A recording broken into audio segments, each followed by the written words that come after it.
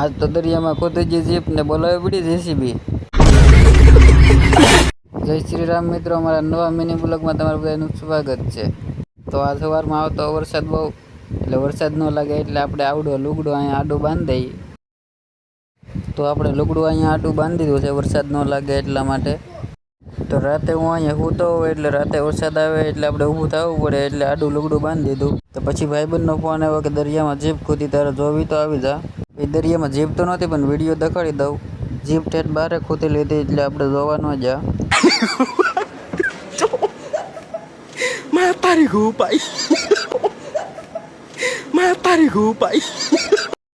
અને પછી દરિયો ભરાઈ ગયો હતો એટલે આપણે આપણી ગાડી મેકી આવ્યા હતા વાડીએ।